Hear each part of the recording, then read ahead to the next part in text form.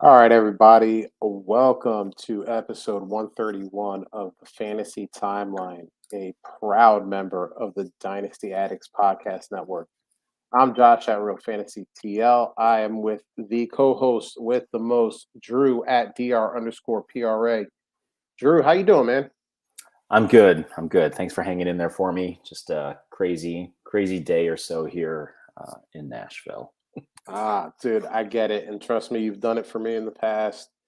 We're not just co-hosts; we are friends. So anything that you need, I got you. So I don't know if you saw any news this week. I didn't really see any news this week, but then today interesting some interesting news came through Sleeper. It looks like Colin Kaepernick is going to be working out with the Las Vegas Yeah. Raiders. Any interest? Like, are you like, hey, I got this empty spot at the end of my bench in a super flex. Let me just click Colin Kaepernick over there just in case, or are you just kind of like, I'm good? What do you think? Yeah. If I've got an extra roster spot, absolutely. I mean, the guy is, he's not the best, I guess, passer when you look at some of his completion percentage and stuff. But I mean, the guy is an athlete. It's one of those things like if I've got a roster spot, sure, I'll take a guy that's shown he can play at that level. He can run. He can get points with his legs. And I personally, I'm a fan of the guy. I'd like to see him get another shot and see if he can do something. But I'm not going to drop a rookie that I'm excited about, or if I'm in a premium, I'm not going to drop a Dulcich or somebody like that just to add him. It would have to be the guy at the end of my fifth round, maybe that it's a toss up there. But if I've got room, sure, why not? What about you? So, before we go into my opinion about it, I have a question. So, you said you're not gonna drop a rookie that maybe you had high hopes for. So, I want to bring up a name just because this name came up in the FTC. And if you're wondering what the FTC is, that's a fantasy timeline chat. A lot of great people in there. A lot of a lot of people that just love to talk dynasty or very smart when they talk about dynasty. And the name that got brought up was Sam Howell. So if you drafted Sam Howell, probably with like a third round pick in a super flex, are you dropping him for the maybe hope that Colin Kaepernick looks good? Maybe doesn't get signed by the Raiders, but maybe gets signed in a backup role by someone else that maybe has a little bit more of a tenuous quarterback situation, or are you sticking with Sam Howell and just rolling with it? I think if I've got Sam Howell, I think there's a path to get there, whether it's injury, whether it's Wentzing again in the first few weeks. So no, I probably would keep Howell over Kaepernick. I mean, I'm fine seeing if you can move Howell in a package or something. You want to free up a spot and try to get some value.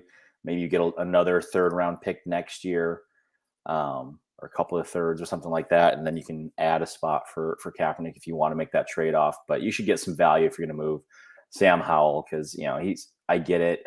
Justin, who's in that chat, is pretty opinionated on fifth round quarterbacks not really getting a shot unless there's injury ahead of them. And I don't know that I'm one to call a lot of guys injury prone, but if there's a combination of a guy that's had his issues and a home field that has taken down a quarterback or two, Carson Wentz is in that spot. So all that to say, no, I would probably keep Sam Howell over a Colin Kaepernick. And I brought that up, like I said, that was brought up in the timeline chat, and it's funny because I never thought I would have to defend the honor of Sam Howell.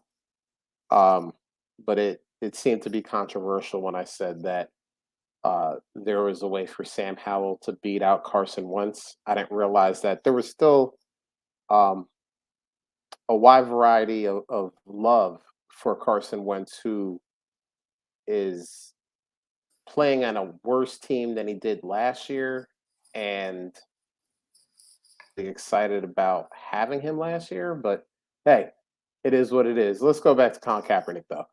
Um, I, listen, I hope every person in the NFL. I don't care if they are the first overall pick. I don't care if they were Mr. Relevant.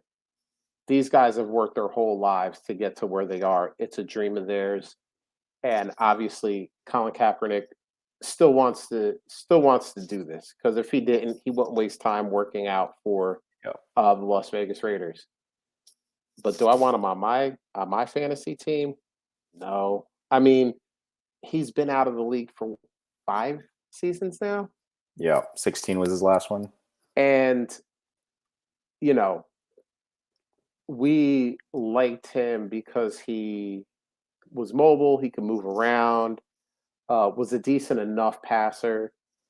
But man, I mean, we talk about guys who miss a season due to injury or miss a season due to a suspension or something like that, and we kind of project where they'll be in the following season, and it's usually like, that one season off is going to take some value off. It's not going to be as good as we remember it.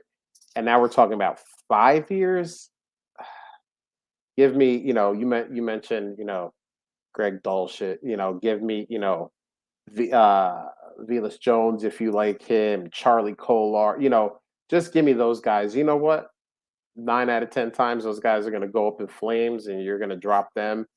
But I would rather take the 10% chance or less on some of those guys than, I mean, we wouldn't want uh we wouldn't want Kaepernick on the Raiders because, the only way he's really going to get time is if Derek Carr gets hurt. And maybe, let's face it, no matter where he goes, it's probably the only way he's going to get time. But yeah, I'm just kind of like, somebody will pick him up and that's cool. And listen, I've been wrong plenty of times before. Maybe Colin Kaepernick, he gets into a situation and injury happens and he goes out and he balls and, I will come on here and say, hey, I was wrong. But I think the odds of that happening are probably lower than, that fourth or fifth round pick you took on a guy that you like that maybe has some traits and ended up in a good situation. So, um, but I love the fact that we can both kind of explain our side of the story here, and then everybody can decide for themselves. Do they lean more towards my way of thinking, or do they lean more towards your way of thinking, Drew, and just say, hey, listen, if I got an end of the bench spot open, or I can drop like you said, a fourth or a fifth round pick that I just kind of took because I had to and couldn't get rid of that pick. Um, Go for it. I mean, what's the worst that can happen? He doesn't latch on anywhere. August comes, maybe even week one comes, you cut him, and some rookie that no one's even talking about is kind of flashing in OTAs and mini camp and preseason, and you pick that guy up. So Yeah. it's really a no risk, maybe low to mid reward situation with Colin Kaepernick, and at the end of your bench, it's kind of all you're hoping for. So. Yeah. Okay, we had a little bit of news to talk about. It wasn't much. This is the slow time, so usually we just do what we do best. We just hit up what we see on the timeline, and man, Tommy Blair, we might have to get him on for an episode because every time we put out the hey, we got a question going on, uh, we do it. So Trey, we see your question. I want you to hold on, man, because we are going to get to that after this one. But this is from Tommy Blair at FF Tommy B. There's a huge middle tier of running backs around 8 through 20. Which ones are you targeting, if any, to deliver above ADP? This might actually go for a while because I feel like with a range of 12, there's probably a couple guys that we're going to feel hit above ADP. But Drew, why don't you rapid fire read those out and we'll kind of pick out one or two that we each like. Yeah, this is interesting because we're going with DLF, May, Superflex, startup ADP. So I started by running backs here. And starting at number 8 is Austin Eckler. So then you go Mixon, Chubb, Henry, Dalvin, J.K. Dobbins. Kamara's at 14, kind of right in the middle. Then ETN, Cam Akers, Kenneth Walker, David Montgomery, Aaron Jones, and then Antonio Gibson rounds out as number 20. So if we're bracketing that group at ADP, I'll take Aaron Jones at RB 19, 100%. That's one of the ones that, as you were reading those off, I was just kind of trying to check them off in my head, and that was one of the ones I had. I mean, let's face it, Aaron Rodgers is a great Hall of Fame quarterback. You can like him personally or not like him personally. I don't really care about that. I play fantasy. I don't play, who do I like the most? But who do they have? Christian Watson. All right, like we think he's going to be good, but that dude's never played in the NFL. So Alan Lazard, Sammy Watkins. I mean, Amari Rogers.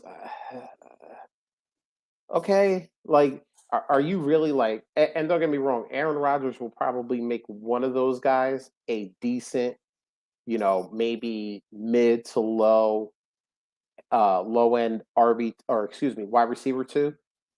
But who? Which one? Is it Alan Lazard because he has the most chemistry with him? Is it Christian Watson because maybe he's the most talented? Is it Sammy Watkins because he scores 50 points week 1 and that's all he needs for the rest of the season? We don't know. So that running game is going to be in full effect. And Aaron Jones, by the way, we were talking about the running game, but Aaron Jones likes to catch those passes from Aaron Rodgers. Yes, he does. And don't get me wrong, AJ Dillon is going to be involved. This is not a, Aaron Jones better than AJ Dillon rant, but when they're down at the goal line, I remember, I can't remember who they were playing, but the week that Aaron Jones had like 4 receiving touchdowns, and they were all right there. Detroit, maybe. I think it might have been right there, right around the goal line. Every time they were there, it was just a pass to Aaron Jones, touchdown. And he, Aaron Jones is probably the receiver, quote unquote, that Aaron Rodgers feels the most confident about right now. So 19 is criminal. Another one, and we do it every year, and you and I talk about it every year. Bill and I have talked about it. David Montgomery. We love to hate. He is the Kirk Cousins of running backs. Like, you're always like, this dude stinks. We don't like him. And then he's like a low-end RB1, high-end RB2, and then we forget about it. And then during the offseason, we go, this guy stinks. And we're in this Groundhog Day loop. I don't know if David Montgomery was on your radar, or maybe there was somebody else in that group that you were thinking about. Yeah, I think most of us, I know you and I typically play in PPR league, so I think that's why I jumped to Aaron Jones first. Yes, David Montgomery in that range is very, very good value for me. And then I'm actually going to go a little lower here because it's funny. You mentioned AJ Dillon. He's going at RB23. And then somebody who I think is kind of in that Montgomery camp, Josh Jacobs, is at RB24. You go further down that list, you've got so many options. So I think depending on how your draft is going, you talk about, running backs in the dead zone between like the 3rd and the 8th rounds or somewhere in there. You got some guys that you could really wait on to here, like, Zeke at RB26 right now in May ADP. Criminal. Are you kidding me? And then you got Tony Pollard, who's his running mate at RB30, Kareem Hunt at RB32, Miles Sanders, somebody who came out of the draft relatively unscathed, right? We'll see what their offense does this year down at RB29. So it's wild to see the running back landscape shift after having so many years of consistency of Henry, CMC, Kamara, Gurley for a couple of years, right? So unless you really, really are passionate about going and getting Jonathan Taylor, DeAndre Swift, a Najee, a Javonte, maybe a Breece Hall in top 5 to 8, there is a lot of good good talent down there to wait on, and you can load up on that wide receiver talent. You want to go and get Kyle Pitts early. You want to get Mark Andrews early. So you have a lot of options as we go into this year, it looks like. And it's funny you brought up Zeke because I don't normally do this, but I am going to plug a podcast that I was on yesterday. Actually, Commissioner Evaluation. You can search it on YouTube. And I had the honor of talking about the Dallas Cowboys and what they were going to do for fantasy. And it was an NFC East talk. So I said, listen, we all say Zeke ain't got it no more. Zeke can't do it. But Zeke has been an RB1 since 2016. Like 2016 seems like 42 years ago, but in those 42 years, Zeke has been an RB1 every year. So listen, it's not going to be pretty. It's not going to make you feel good every game, but he plays almost every game, if not every game, and he just consistently grinds to that RB1. I don't think this year will be any different. So you said RB26, that is just criminal. Unreal. And I need to send some offers. Listen, in a league that we play in the classiest dynasty league that we play in. Yeah, I was pretty pissed when I saw that. I missed an opportunity there. And by the way, I reached out, or actually, I'm sorry, I didn't reach out. That was proposed to me. 205 Stupid. in a 14-team league. Stupid. For Ezekiel Elliott, and I looked and listen. Zeke has been good for the last couple of years, but he's been known to get himself in trouble. I had to check it out on Google just to make sure he didn't fight nobody. He didn't do something he wasn't supposed to do. Everything was just like, yeah, Zeke feeling good. Zeke in the best shape of his life. I'm like, okay, the normal offseason stuff. I clicked accept. I don't even know who was taken. I don't care because guess what? In 2022, whoever that person is not going to be better than Zeke. So I will take my win where I can take my win, and I'm going to go with it. Now I need to know. So there you go, Tommy. There's a bunch, even outside of the top 20, that we're looking at. Like, hey, if you want to grab these guys, they're probably gonna outperform their ADP. But let's hit Trey up here because Trey has been waiting patiently for us. Redraft. So this is cool because we do like to do redraft. We Drew, you're in SFB 12, which is a redraft league, the biggest redraft league in the world. So this is for Trey. Redraft says half/full PPR. I don't know what that means, but we'll go with it anyway. Adam Thielen or Brandon Ayuk. So let's tackle this one first before we get to part two. You're doing a redraft thing. Is it Adam Thielen or is it Brandon Ayuk? Thielen for me. What? Now you gave an exhale there. Was that an exhale of you can't believe this question was asked, or was it tough? Were you battling which way you wanted to I think it's tough initially because I typically live in the dynasty mindset, so I think there's that idea that does Ayuk have longer term value? But we're talking redraft, so I want a guy that has the trust of his quarterback, and we don't know what's going to happen with the quarterback situation in San Francisco. Again, we don't know what's going to happen with Debo. Could he get traded by then? Sure. Could it be the Ayuk and Kittle show? I guess. But no, I think Thielen has consistently over the last few years been a red zone target. He's just good at what he does. He's a master at his craft. And while everybody's having to double team Justin Jefferson, load the box up on Dalvin Cook, I will take the wily vet Adam Thielen to win some good one-on-one matchups and probably be, a wide receiver 2 most weeks. Yeah, you struggle with it a little bit. It is so easy for me. This is Adam Thielen. Listen, Adam Thielen is kind of like Madonna. He has been fantasy relevant in so many different ways. Do you need him to get you 120 receptions? He's done that before. Do you need him to get you double touchdowns? He's done that before. He just finds a way to always be fantasy relevant. And we look at Adam Thielen and we go, man, he's old. He's busted. Justin Jefferson's on the other side. Guess what? Defenses are like, we got to stop Justin Jefferson. We have to stop Dalvin Cook. If Irv Smith can stay healthy, maybe we got to stop Irv Smith too. And they're like, look at this old man Adam Thielen over here just limping around. He's got his walker out, and then he just gets out on the field and he does his thing. Ayuk, man, we saw last year that when everyone is healthy, Shanahanigans himself says it's George Kittle, it's Debo Samuel, and it's our running game. And that's how we want to funnel this offense.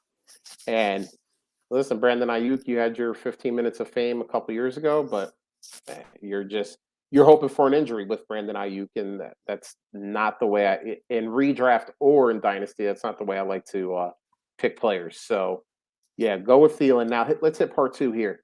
Amari Cooper or Terry McLaurin? I think this one is going to be maybe a little bit more of a head scratcher for us. I'll go first. I'll go with Amari Cooper, man. Obviously, this is not knowing if and how much of a suspension Deshaun Watson is going to get.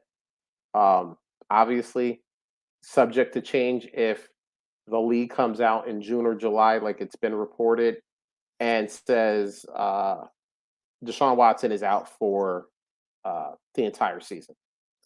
Okay, we're going to reassess because that means it's Jacoby Brissett, and while he's a fine backup, 17 games of Jacoby Brissett to Amari Cooper doesn't do it for me. But right now, assuming, I think it's still, and everybody has an opinion, but I still think it's going to be in that 6 games range. I'll go with Cooper over McLaurin. I just like the quarterback better.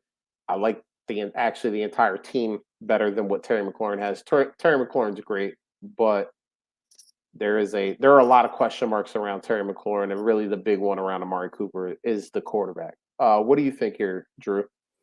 Yeah, I think I'm with you because we could have Terry McLaurin with maybe 6 games of Carson Wentz. 2 of them could be terrible, and then it could be another 11 weeks of Sam Howell, right?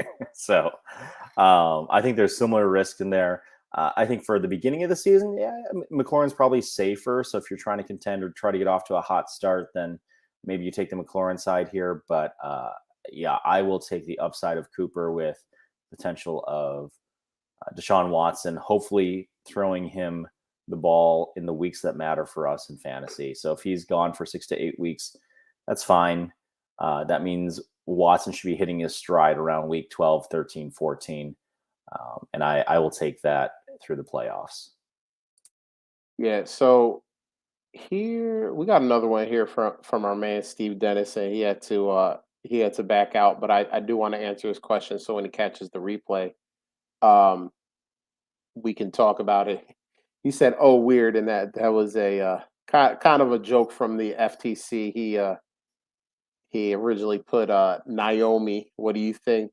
There, autocorrect got me. I don't talk about David and Njoku that much, so it autocorrected to Naomi for some reason.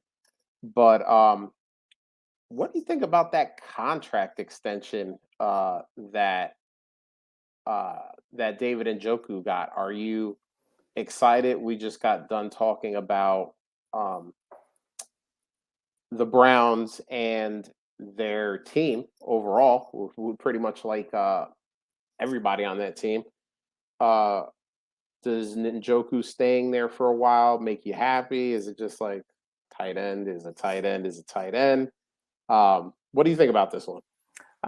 I've been a sucker for Njoku for a while. I think his athleticism has definitely drawn me in, and especially in that position where the metrics tend to show that the high athletic score guys have a better shot of being, difference makers at the position. So I like it. I don't know what would have changed because it seemed like he was kind of in no man's land. He got injured for a season, but it didn't seem like he was very much in the center of their plans. So I don't know that'll change a whole lot here, but if it's Watson throwing to him now, that helps me like him a little bit more.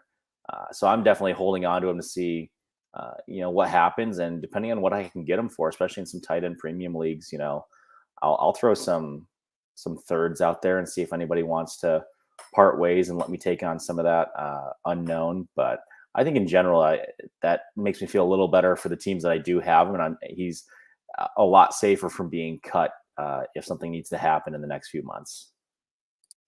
Yeah, and it's interesting because we have always been um, we've been looking at this tight end situation for the Browns for a little bit.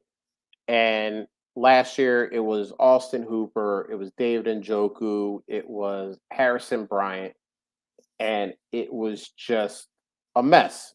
We didn't like any of them all that much. And then there are three of them. They get rid of Austin Hooper. They cut him. He is where is he now? He's in Tennessee now. He is a Titan now. Tighten up. So um he's there. And now it's kind of Harrison Bryant. Listen, we liked him for like 15 minutes in the offseason, but I don't think that there's going to be a lot of 12 personnel being run in Cleveland with, they have Amari Cooper. They still have Donovan Peoples Jones. They drafted David Bell. They have Kareem Hunt for now. Don't know what's going to happen in that situation. They have a lot of people that can catch the ball. So I can't imagine seeing a high percentage of 12 personnel being run out there. So David Njoku is going to be the starter. He's going to be the main person out there. But I unfortunately loved David Njoku, and then I don't love him anymore. It was a very toxic relationship. I drafted him in a lot of places. He Yeah. hasn't paid off ever. So yeah, but like Drew said, you have probably maybe after the extension his value bumps up a little bit, but Maybe. you, you have you have a buy low window if you are still on Drew's side and you like the the upside. That's the word I'm looking for. The upside. So see what you can do. Maybe what would you trade for David Njoku? Uh, I would probably go as high as a 23 third, especially if it's a tight end premium. And I think if Watson, if once we get the decision there, and if we see the first few games he'll be out, I think you'll have another buy low window. So I think you can wait for another dip if you want to get him. So if you want to get him now, I would be willing to go there. But I think going back a couple of weeks too, I'm okay to be patient for a few months or even a few weeks and see what the news is. And yeah, maybe I'll get him for a fourth instead, a 23 fourth. Or again, another end of my bench guy. And great, maybe I took Sam Howell and he's my sixth quarterback, and I'll make that swap. Right. So I think there's a lot of options there that you could get a deal done and not feel like you have to give very much up to get there. And then again, same thing. Do I feel better about Njoku's prospects? Or I think he has a longer term potential. He could still be relevant in 2 or 3 seasons, where I don't know that I have a lot of faith in Sam Howell being relevant beyond a few games this year. So Very true. Very true. And I like the way you map that out. If you just need David Njoku on your team right now, you can trade that third. But if there's a 6 or an 8 week suspension for Deshaun Watson and Jacoby Brissett, and you're seeing, 2 for 15, 3 for 45, and it's like, David Njoku's just doing David Njoku things again. You can kind of knock on someone's door and say, "Hey, I got a fourth.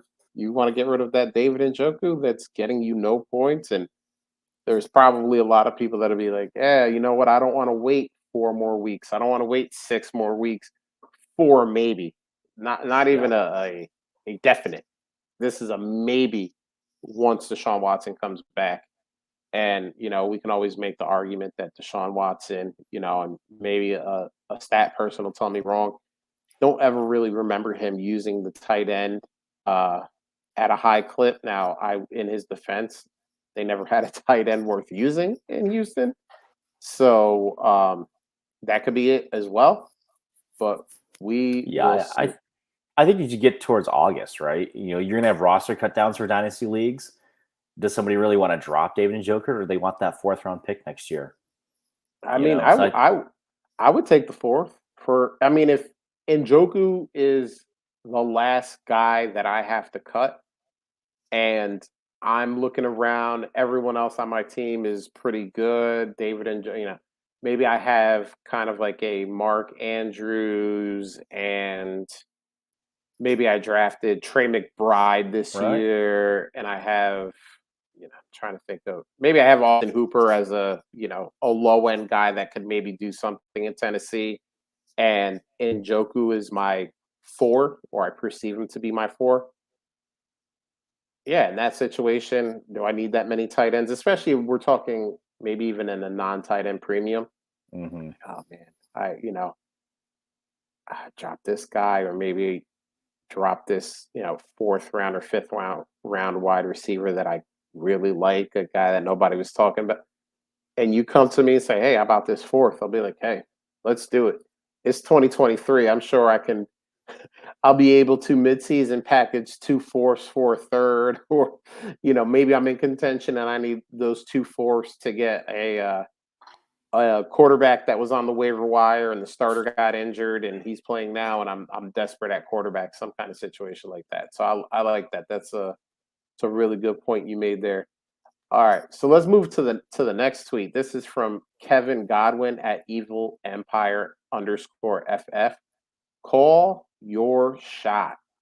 Where does Julio land? This is so much fun, and maybe not even call your personal shot, but call your fantasy shot. Where would you like to see Julio end up? retirement. So hurtful, so I hurtful to Julio I Jones. I loved watching Julio as he had his career. I remember him coming out in that rookie year, and I think his first touchdown was just a ridiculous 45-yard bomb over the top, splitting the DBs and catching it falling in the end zone, and you just knew he was special.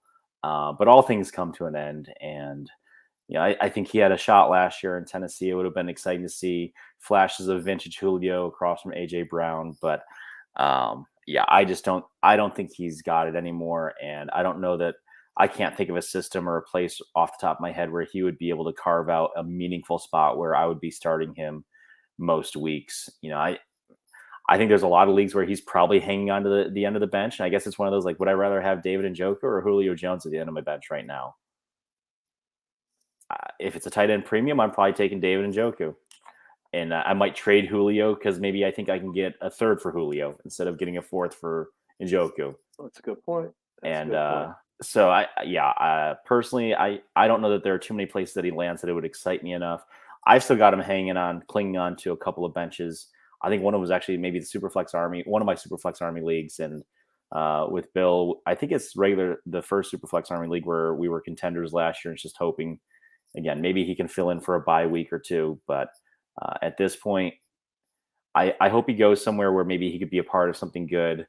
So I hope he goes to a contender, not for fantasy, but for real life. All right. So I got an idea here, because obviously you kind of look around the league, and you're like, man, where could he go? Where he maybe could be something. What if he follows Matt Ryan to Indianapolis? We love Michael Pittman, not me personally, but a lot of the community loves Michael Pittman. And maybe Michael Pittman makes that jump this year. But what's next to Michael Pittman? Alex Pierce. All right, cool, but we don't know what he can do. We don't know if he's anything in the league. Maybe he, has a little bit of that fountain of youth that Matt Ryan is drinking out of. Great offensive line, good run game. Maybe that's where Julio can revive, at least for a year. The thing about Julio is it's got to stay healthy, and it doesn't matter where you are. We could name all 32 teams, but if he's not healthy, you know, what do you do? I think Indianapolis is kind of the best mixture of not a really deep wide receiver room, but a really good team otherwise that maybe Julio could I could could see that. thrive in if he stays healthy. But again, it's a big if he stays healthy. I think I have one share of Julio, actually in the classiest dynasty league. And right now, my sleeper will allow me to keep the extra three guys that I have on my team until obviously games start. So I got Julio. I'll see where he lands. If he's still a free agent before I have to set lineups for week one, maybe I gotta say adios to Julio.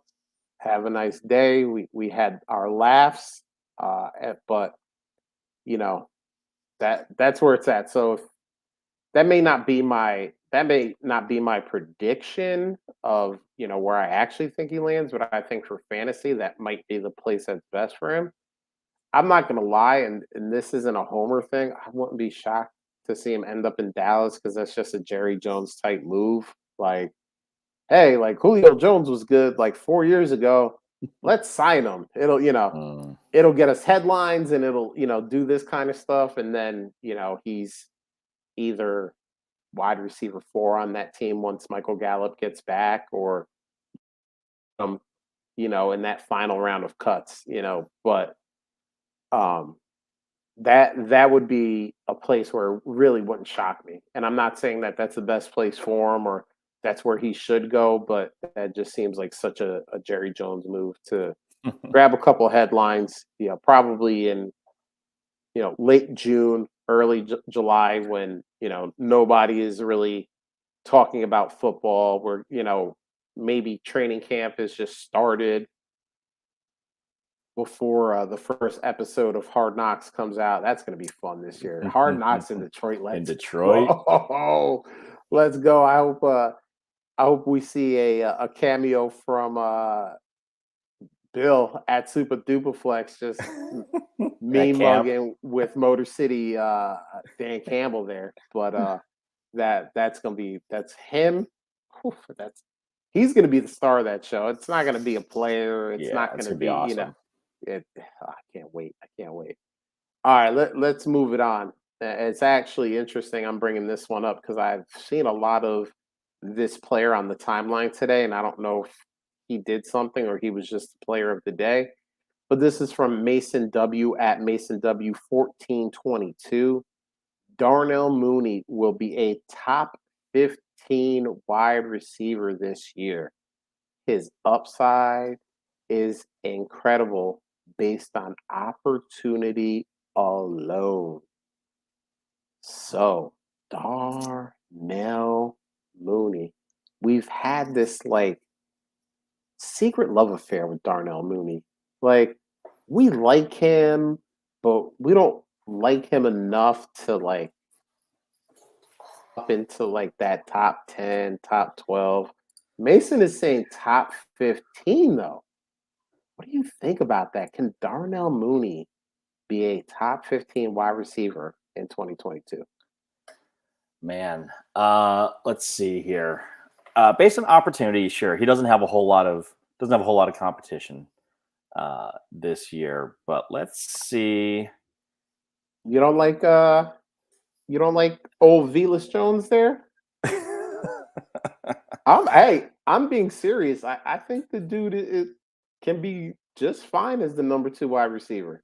We'll see. What about Cole Kmet? I do like Cole Kmet. He's a guy that I've definitely tried to package into some deals that I've gotten over the last year or so. Let me see here. So if we're looking at wide receivers just for this last year, never mind the rookie class coming in. Mm-hmm. Let's figure out veterans. And while you're looking that up, he was in half point PPR. He was wide receiver 24 according to Fantasy Pros. Okay. So that's where and that's total points. That's not points per game. We you know we can get into that debate offline if people really want to get into it because there's pros and cons to both. Yeah. So you But said he ended up wide receiver 22 based on total 24, points? 24. Okay. yep, in half point PPR. Man, in half point. Okay. So a full point. He's probably similar. He's in that top 25 range. Hmm. But that means he's got to jump guys like Hollywood Brown this year. He's probably gonna have a big first 6 weeks. He would have to jump over guys like CD Lamb. He ain't doing that. He would be moving into the neighborhood of a DJ Moore, DK Metcalf, Chris Godwin. I don't see him jumping any of those guys. Michael Pittman. He could jump Michael Pittman. And that's So he's jumped one guy. yeah. And this is assuming guys like maybe Hunter Renfro drops out of the top 10 this year. He doesn't Sure. have that same year, so he could Sure. drop down. We'll see what happens with if Brady's still got it and Mike Evans is still his guy. Okay, let's stop that. That man. That man will have it to the day he dies. I don't know what he does. He drinks plants and eats trees or whatever. He's figured it out. He had it last year. I can't believe. Yeah, he had what a 41-day retirement. Fine. He still got it. I'm not. Mike Evans is another guy who's disrespected every year, and he's not passing Mike Evans.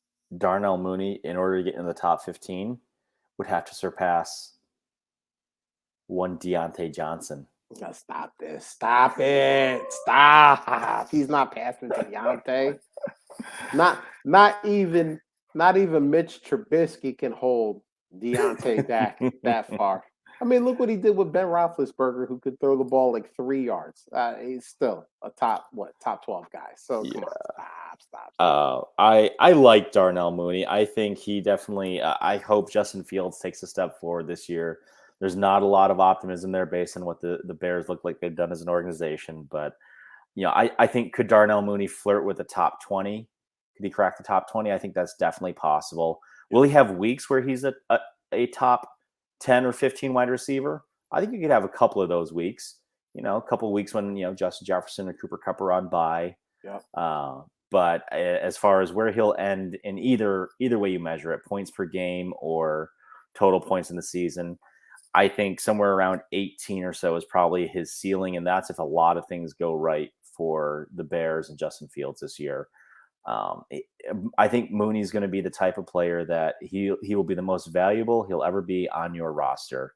I don't think you'll ever get the value you think you should get for him, and you will most likely. I actually, I won't say most likely. I think it's more likely that you will be able to get him undervalued if you're trying to add depth on your wide receiver group. I think he is a fine guy. Again, you got to know who you're working with in your leagues, but I think he is a guy that you could probably get at a value going into this year. So if you want, again, another young guy who could potentially be a flex play for you for a couple more years, could be a bye week filler for a few more years. I like him. I think he outplays his size, which I love seeing scrappy guys like that. So. But yeah, I think top 15 is, that is a really small percentage chance that the universe aligns for him to get there. Yeah, I mean, you said you hope Justin Fields takes a step forward. I hope that doesn't happen because if he takes a step forward, he is walking into that terrible offensive line, and that could be trouble. I need him to take lots of steps. He's going to need all the space he can possibly get. The, the Bears, they like Justin Fields enough to use 2 first-round picks to move up to get him, but they don't like him enough to build that offensive line or use multiple draft picks on wide receivers that can actually play football or hire an offensive-minded head coach. It's just I just see another year of us saying "what if" about Justin Fields, and I hate that because I love him so much. I, if you know me and you listen to this show, I was telling people I wouldn't be shocked if at the end of the day he was the better NFL quarterback over Trevor Lawrence. But this team has done nothing to help him out. And maybe, you know, there's still some guys out there. You have your Cole Beasleys that are still free agents. Maybe they want to attack the final round of cuts when those happen and see if any wide receivers come out of there that are interesting, maybe get cut for cap reasons or whatever the case may be, and maybe pick up those guys. But man, it's so funny because if they had a first rounder to trade, maybe they could have gotten AJ Brown. And then we're having a totally different conversation. We're Mm, talking, but right now we're talking Darnell Mooney, Velus Jones, and we have to remember too, as much as we hated on Allen Robinson last year, at least part of the season, defenses were keying in on him in the pass game. They weren't looking at now Darnell Mooney, unless something big happens between now and then. He's going to be the number one wide receiver. He's going to be the guy that defenses focus on it in the passing game, and that could limit opportunity as well. So we got to look at that. But that's a good question. I saw someone else actually say that Darnell Mooney could be top 12, which I was like, uh, our DAP Network brother Rocky, he jumped in on that one and was like, "Listen, I'll give it like a 3% chance, but yeah, that's you're high. you're asking for a lot coming out of Darnell Mooney." So, and that's the problem when we see guys we believe have a lot of talent, but haven't come close to proving it yet. It's kind of like we gotta, yeah, you can build a narrative about how they get there, but what are the realistic possibilities of that narrative? At least, a guy like CeeDee Lamb, I think he was wide receiver 14 or 15 last year. All right, that's pretty close to, wide receiver 12. You can build a narrative now that Amari Cooper is out of there. Okay, he's the number one. He's going to Yeah. be a wide receiver one, but bringing a guy from literally the back end of wide receiver two and saying he can be a high wide receiver two or even a wide receiver one, I mean, it's almost like I got to see it to believe it. So we'll see. Maybe we're talking this time next year and we're talking about how wrong we were about Darnell Mooney, but I'm not seeing it right now. All right. This next one here is from Stace the Ace at Stace Master 21. He is a big time contender. Would you trade away Brace? Let's try this again. Brees Hall for King Henry himself and DeAndre Hopkins. What do you like on here? Do you like the old grizzled veterans, or are you looking at that nice shiny new toy who should the uh dominate the backfield for the New York Jets? Who do you like here? I like Brees Hall. I guess if it's a matter of like filling out your roster or getting the depth that you think you need, I definitely could see moving him for Henry and Hopkins. I think a month ago, if you had said, "Would you take Henry and Hopkins for the 101?" I would definitely think about that. Um, I am not a fan of Derrick Henry moving forward. I know he's had just a couple of monstrous seasons here, and Hopkins. We'll see what happens there after the suspension. So I would personally roll the dice on keeping Brees Hall and then see if I could trade to fill a need somewhere once the season starts. If I really felt like I need some wide receiver depth. Yeah, so I am definitely. I think. I mean, if I'm a contender, I gotta be on the old veteran side, and Do you This though? is yeah. Well, let's think about this here. If you and a lot of times we say we're big time contenders, and we're not really big time contenders. So I'm assuming that you are looking at this team. Maybe you were in the championship last year. You got the 101 through a trade, obviously, because unless you do some kind of wacky draft ordering, a team that made it to the finals last year is not going to have the 101. So Brees Hall, year one with the Jets, could he be amazing? Absolutely, he could be amazing. Could he be average? Could he be like RB, or as we were talking earlier, 15, 16? That's a possibility too. Now, if I'm sitting here and I go, I'm definite, no, on paper right now, no injuries. I was in the finals last year.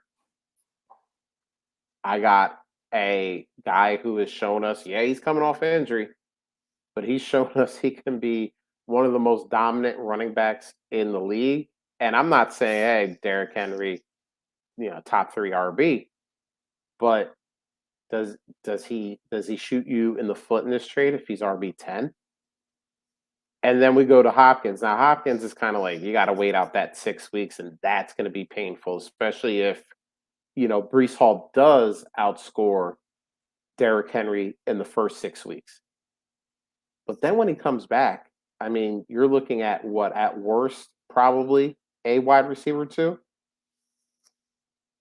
Let's go. Like you just gave me a wide receiver two and probably a running back one if things go like they've kind of always went. And maybe this is the year that they both fall off of a cliff at the same time.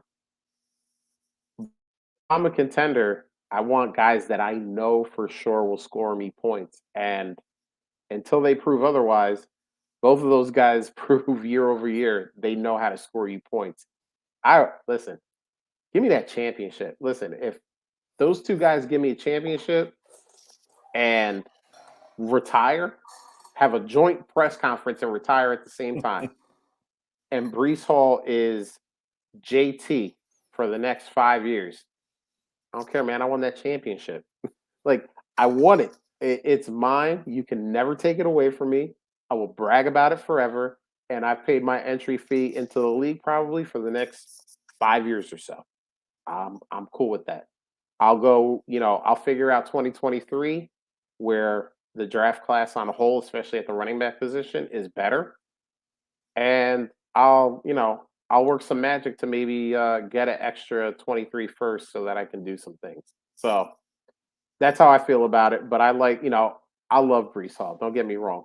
But we were saying earlier, earlier before rookie drafts, Brees Hall. We don't care if you're in a super flex, a one QB, you lose 10 points a week. If you got a guy named Brees Hall on your team, you still take Brees Hall 101 and you go with it. So, but in this situation, I saw big time contender. That to me means that like you are, you're a lock for that championship as long as things don't go off the rails. I want the proven product, and I'll worry Mm. about the. I can get shiny new toys at any time, but that proven product, oof, I like it a lot. So I actually like this has been a good show. You and I have been on opposite sides of the divide on a lot of these things, and that's good. I mean, we agree a lot too because I think we both have a very similar mindset when we play fantasy. But it's good to hear opposing point of views. When we can really make a case for it, and we're not just doing it to just do it. We're not just doing it to make an argument happen. It's good to hear both sides of a story because you don't know. Some people are going to be Team Drew. They're going to be like, "Yeah, man, forget these old guys. Like, I want Brees Hall 101." You would have had to trade an arm and a leg pre-rookie draft to get the 101 because everyone knows that. As I always say, and you know, friend of the show and new DAP network brother Bobby Cox will argue with me. This rookie class ain't that good. He'll argue with me about that, but the 101 is the prized possession. Well, And some people, Go ahead. Let me throw this out there. So if I've got Brees Hall, I've got Brees Hall on a contender in Superflex Army. So I traded Tua Good move. and Good move the 205 ultimately to get to to the get the 101. 101. Oh, I love that trade for you, man. Okay. So I made that move to get to the 101. We lost to Bill's team last year in the championship. So fairly strong contender. Wouldn't say I think we're a top 4 team this year for sure. Okay. I think I'm looking at some of the rosters. Bauer last year, John Bauer actually had a behemoth last year, and we got lucky that he got knocked out in the semis. But we have Brees Hall because we traded up for the 101. Okay. I actually have one DeAndre Hopkins sitting on my bench in suspension right now. But what if it was Brees Hall and maybe you have multiple seconds in 2023 and you could trade one of those seconds to get a guy like a disrespected Brandon Cooks for the whole season versus moving Brees Hall for Derrick Henry and 60% of a season of DeAndre Hopkins. First of all, how dare you play on my left for Brandon Cooks? You know what I'm going to say here. You know what? The dude should be worth a first everywhere, but he has never been in his entire career. Yeah, like I'm moving the second. I'm getting Brandon Cooks. I mean, honestly, you could probably ask for like Brandon Cooks and a fourth and Yeah, still if you're get the throwing a second 23 second round, right? because Yeah. people hate Brandon Cooks for some unknown reason. Dude just plays well every year, but we hate him. Yeah, of course. I mean, don't get me wrong. There's multiple ways to skin this cat. I mean, let's think about it. I traded a second to get Ezekiel Elliott, and I don't think that's a in 99% of leagues won't happen, and I just happen to be in the one league in the world. Like, there's going to be people, especially if you're doing this on the clock. Oh yeah, like 2022, 2-0 whatever for Zeke Elliott. Let's go. Like, I'll do that in a heartbeat. You know, there are multiple ways to skin this cat, but I think if it seems like Stace the Ace, it seems like this is kind of what he has zeroed in on. And I don't think this is a terrible move because I think, Drew, you're echoing the mindset of a lot of dynasty players, which is Derrick Henry. They Tennessee has used and abused him for multiple seasons, finally gets hurt. So now he has to recover from this foot injury. What's that going to look like? DeAndre Hopkins, 6-game suspension. So, like you said, you're getting 65% of a season. What is that going to look like? But Brees Hall, the Jets, what is that going to look like? I mean, as much as we love him, this isn't a Saquon Barkley situation. Coming out, it was just, we all said, unless injuries get him, and unfortunately, after that rookie year, injuries have got him.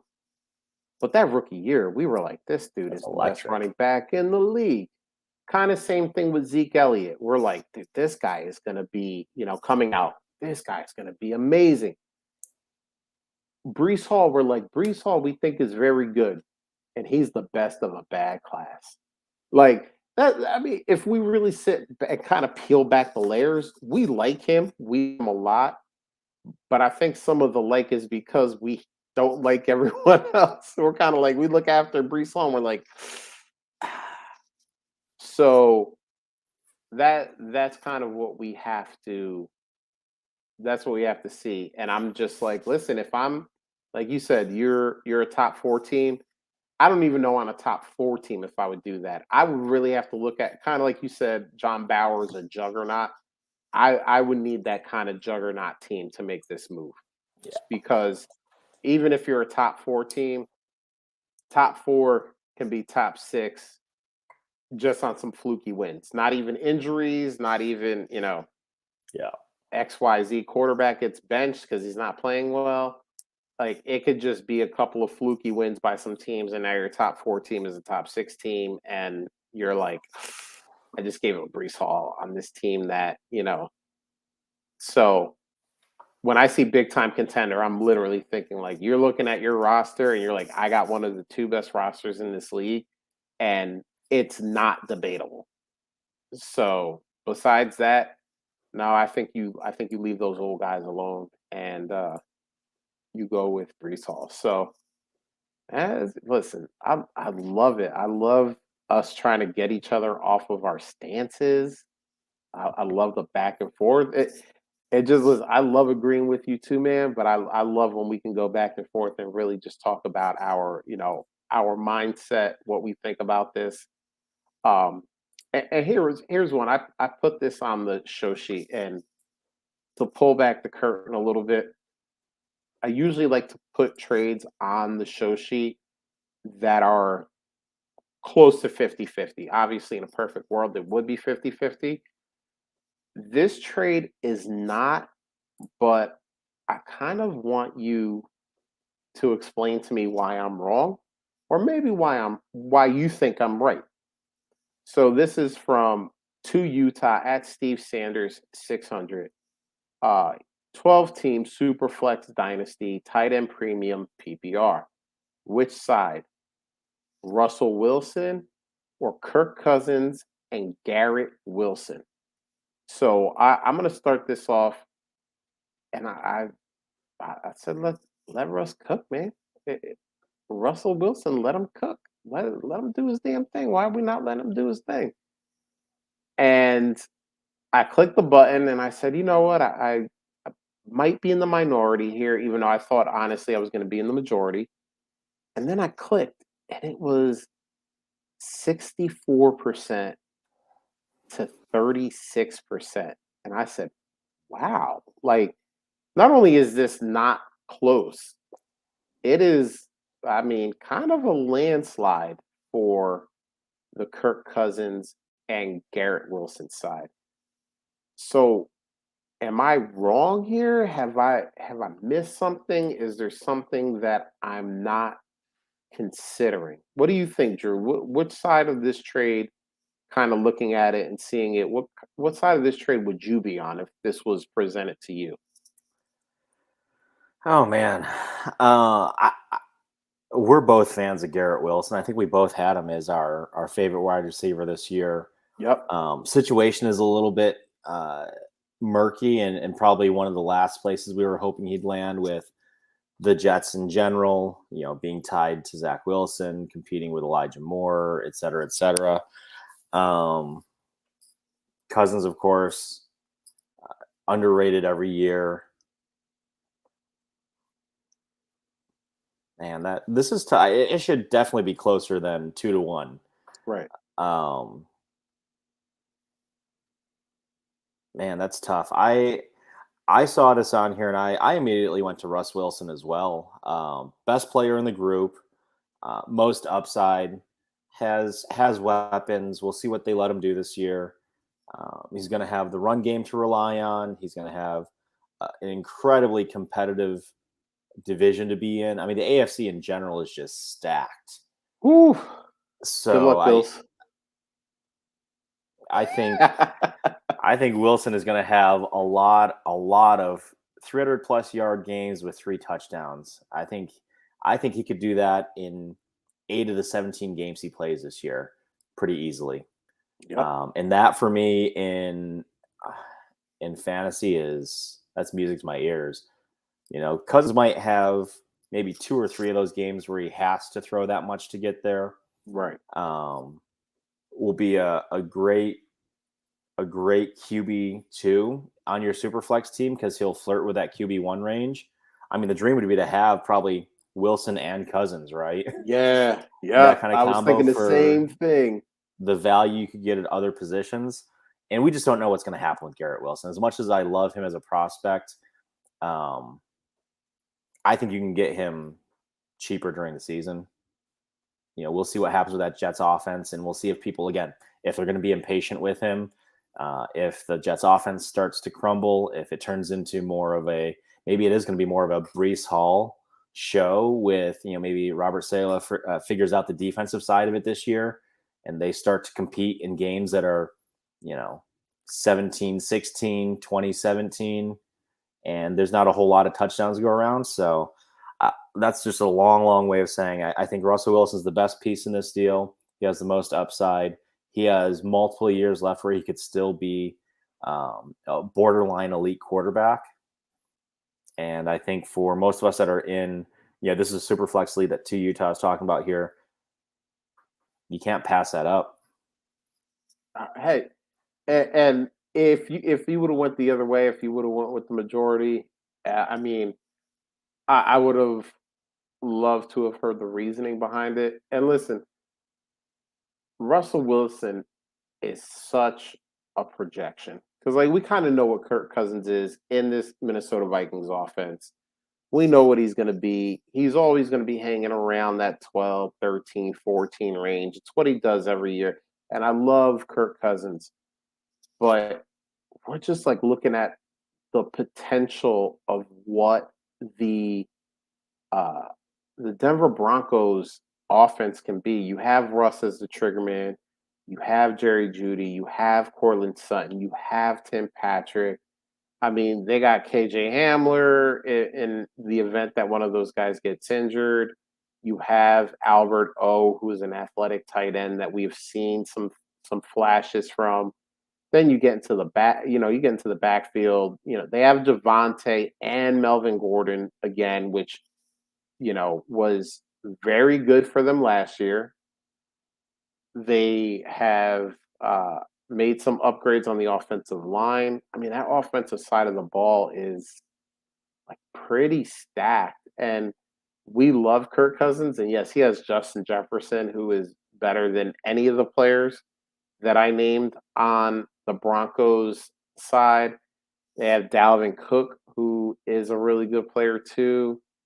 But it's kind of like Adam Thielen, who we talked about earlier. We like Adam Thielen, but you know, that's that's kind of a question mark with age and, durability.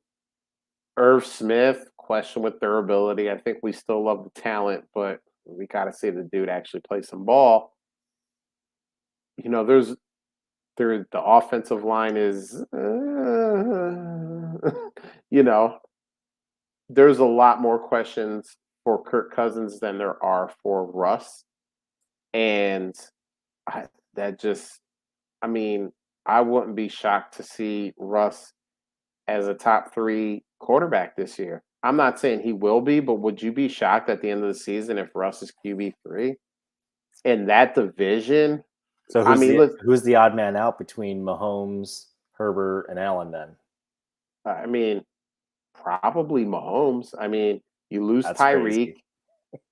And listen, this is just saying I wouldn't be surprised to see it. I'm not saying this is my rankings. This is what I think is going to happen at the end of the season.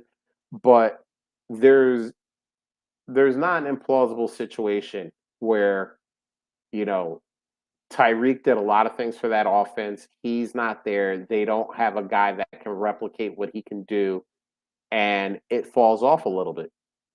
I mean,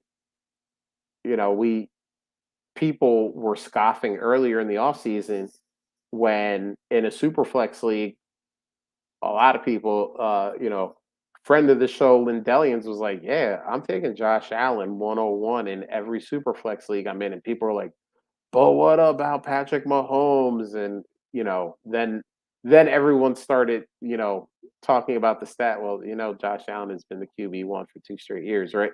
So yes, he has.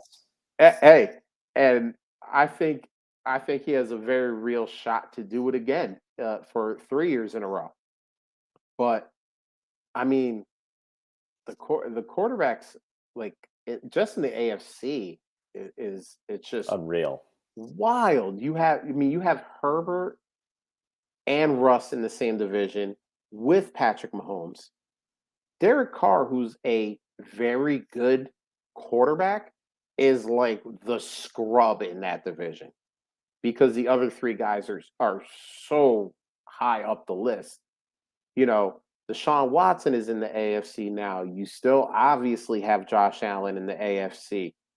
And it's just like I mean, literally the top 5 could be all AFC quarterbacks this year Hmm. without even blinking. Yeah, without getting to a guy like Burrow who has ridiculous weapons. I mean, it's just like you turn around and like Lamar. If Lamar is healthy and he does what he did in his MVP season, just combines that passing with that rushing, like he could be in the top 5. You look around and you're like, man, where does it end? Like, where do these quarterbacks stop? It's just week after week after week of just getting beat over the head with quarterbacks. So, um, yeah. So, I listen. All the people that are going to come at me, you're dumb. Russell Wilson isn't going to be a top 3 quarterback. I'm not saying that. I'm just saying if week 17, 2022 is here, and you look on whatever site you look on, oh, there's Russell Wilson, QB3. You're not going to fall out of your chair. If I said Trevor Lawrence is going to be QB3, that would make you fall out of your chair. That would be like, wait a minute, dude, you're crazy. There's no path for that to happen. That's not the case with Russell Wilson. Like, there's a definite path where, with his weapons and his ability, and it seems like now maybe competent coaching in Denver, that he can get there. And that's really more of what I'm saying, as opposed to saying like it's a lock, put it down. He's QB3, you know, that's not what I'm saying. I just got to over explain these things sometimes because, then the people go, "Hey, I listened to your show and I got a bone to pick with you." And it's like, calm down. I was just saying we wouldn't be surprised. Hey, it's okay. Rocky came on here and said Jalen Hurts is Josh Allen. So we love all the takes. We have heard that is on record. Rocky of trade addicts fame of just multiple podcasts that he's on. He hosts Dynasty Game Night. He's everywhere. Said Jalen Hurts is Josh Allen, and like I said, I'll plug the Commissioner Evaluation podcast one more time because the Eagles fan that came in from the NFC East, he has something to say about Jalen Hurts, and I think I he's trying to trade him. He's just pumping his value up. he's a fan. That's the problem. He and when I brought statistics into the situation when talking about why Dak Prescott is better, we had to get into, if his accuracy increases and listen, if my accuracy increases, I can be an NFL quarterback. But guess what? It's probably not happening for me either. So we gotta live with what Jalen Hurts is, which is a guy who's going to get you a ton of fantasy points with his legs and his arm. It'll give you a week or two where that's a thing that happens, but unless he takes the Josh Allen year 3 massive leap, and listen, a lot of people tie that massive leap to Stephon Diggs being traded to the team. Maybe AJ Green is that guy for Jalen Hurts, but see if that bromance also flourishes. I think there's going to be a bromance with the Eagles when they're packaging their multiple first round picks to try to get up to take these studs that we think are going to come out in 2023. That's where the bromance really starts. But all right, Drew, man, we knocked this one out of the park. I felt like that was a really good show. Argue a little bit, which is always fun. Love the back and forth, the banter, high energy. You came, you had high energy, and you came rushing straight from work. So I got to give you your props on that because you could have just kind of slumped back in the chair and said, "There, I just got out of work, man. I'm trying to relax." But you came high energy. I feel like for whatever reason, I have a bunch of energy too. Love it. So that's always a good thing when we're both high energy and we're both knocking it out of the park. And Lindsay, appreciate you. You're an SFB 12. So like I always say to Lindsay, listen, when you win the thing, She was close last year, by the way. She was So real close. close. We're gonna have her. It's gonna be the first show she does. We got the exclusive rights. We got the contract signed, sealed, delivered. When she wins it this year, she's gonna come on the timeline. Lindsay, I appreciate you, and I appreciate everybody in the chat, man. Chat was great. We had so many people come through. Trey asked questions. Steve, Dennis making fun of me and asking a question. Um, it's just great. I love when I see people coming in and out, asking questions, talking to each other, chatting. Remember, if you're watching us on YouTube, hit subscribe, hit the bell, hit like, leave a comment. All of that stuff is awesome. We love seeing it. If you're doing the podcast thing, because listen, Wednesday night at 9 o'clock, or as between Drew and I, we're starting to become more like the open bar. We're starting to do 9-ish.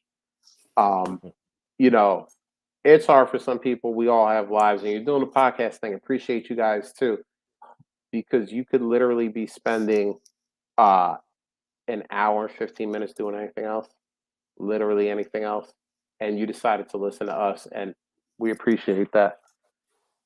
If you are listening to us, make sure you hit subscribe in case you just kind of tripped and fell into our podcast.